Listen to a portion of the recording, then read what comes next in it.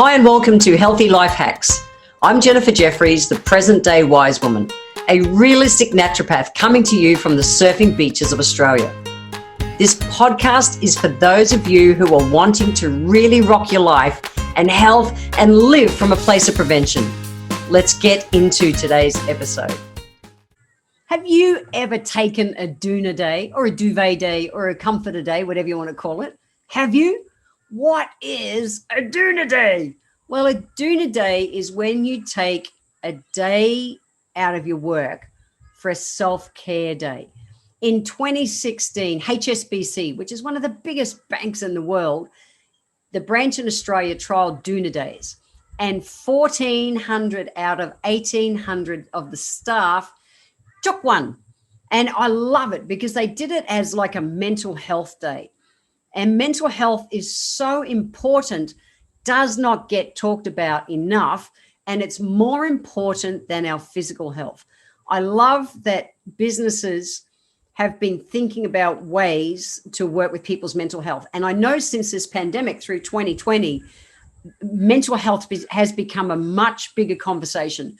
And it's what I'm most passionate about at the moment, because there's been so much going on, everything from, being put in isolation and stuff that just messes with that. And also, people aren't used to homeschooling and people aren't used to working from home and all those kind of things. So there's a lot more going on in life. One of my favorite quotes is that our thoughts create our feelings create our actions, and our actions create our results, which is our health. So our thoughts, if we're running stressed and tired and all those kind of things and just going, all the emotions that people have felt in this, through 2020 and coming into 2021 still, that stuff impacts our health physically and emotionally. It just does. What we see in life is, and I'm sure you've done it. Someone says, "Hey, Jen, how you doing?" I go, "Yeah, I'm good. I'm fine." And it's like, I'm fine. You see the funny version of and people say, of what fine means. And it's like fucked up, insecure, neurotic, and emotional. Yeah, I'm fine. I am fucked up, insecure, and neurotic, and emotional. We don't say it, but generally people will say that they're fine as a way just to fob off, saying, what, life's a bit tough right now. There was a really interesting study that was done in the UK with 2,000 adults. And really interesting is that I'm fine. The results showed that people were saying I'm fine 14 times a week, but only 19% really meant that they were fine. The rest were in the fucked up, insecure, neurotic, emotional kind of category or whatever it was. People really weren't fine, but they were saying it. And I want people to come from a place of prevention and not get to that point. What happens is people don't feel safe to share what's really going on. But the only way the world's going to change to have a place where it's okay for people to say what's really going on is for some of us to have the courage to say, and even if fine is the first thing that comes out of your mouth, catch yourself and go, I was going to say fine, but the reality is, been feeling a little bit crappy lately. I'm doing something about it, but I've just been feeling a bit crappy lately. Now, our workday changed so much in the pandemic. So many people nowadays working from home. It's big. Interesting. The Australian Bureau of Statistics showed that sick days are going down during the coronavirus pandemic, and people are opting for doona days, personal days, self-care days over personal leave. How about that? Go Australia.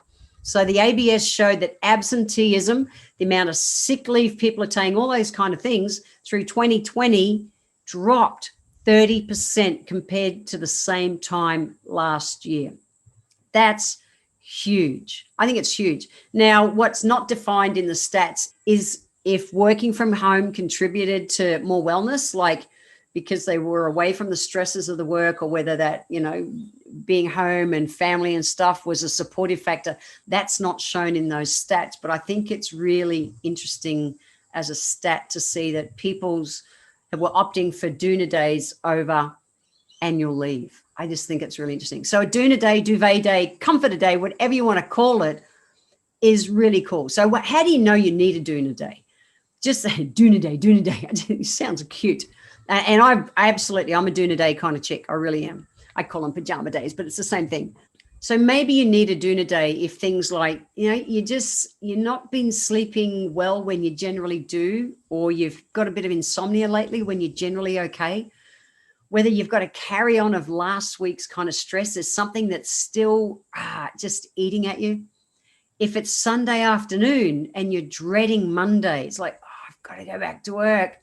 Like maybe it's that. Whether you're getting short and snappy at people, you just think, it's too hard.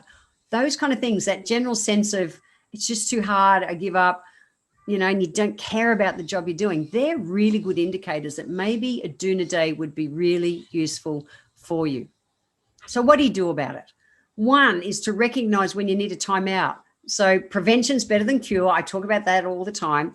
And doona days are needed because nowadays it's the day-to-day little stresses that compound over the big events in life. So if those little things are building up and you don't have a release, and it's interesting because, people working from home nowadays, they've got the kids around them, they've got their partner around them, whole new routines. It's just a whole nother world. Maybe a doona day is going to be useful for you.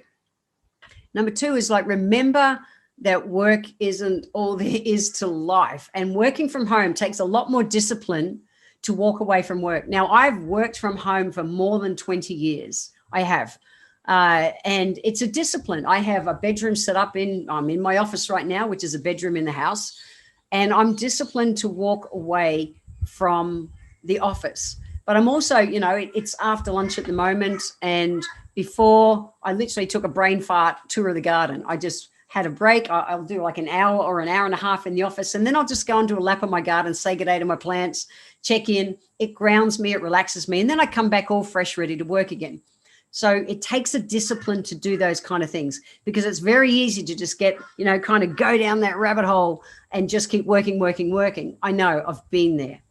So remember that, there's more to life than just work.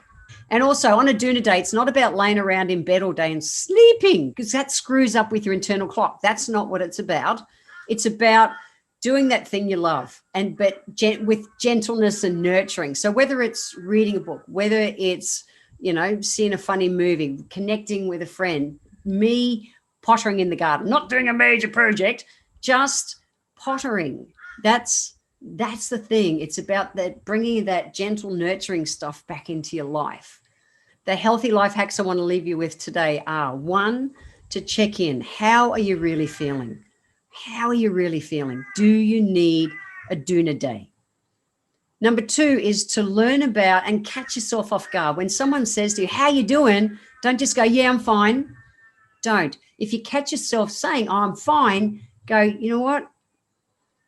It's been a bit tough lately, but I'm working on it. Just be real with people. People want you to be real. Don't mask it over. It's not cool. And number three is to think about budgeting time in your diary and your calendar for self-care. Self-care is essential to your health and to the health of the business that you work in. Don't wait to get wound up, okay? If you need a doona day, sort out the doona day. Be real with where you're at, guys. Life is too short not to be. If you want to check out the show notes, head over to healthylifehacks.com.au. I want to thank you for being here today. If you enjoyed my podcast, please let me know by leaving a review on Apple Podcast. Every month, I draw one lucky person who leaves a review on Apple Podcast to have a free 1-hour consultation with me. Be sure to subscribe to the show wherever you're tuning in from so that you always catch the next episode.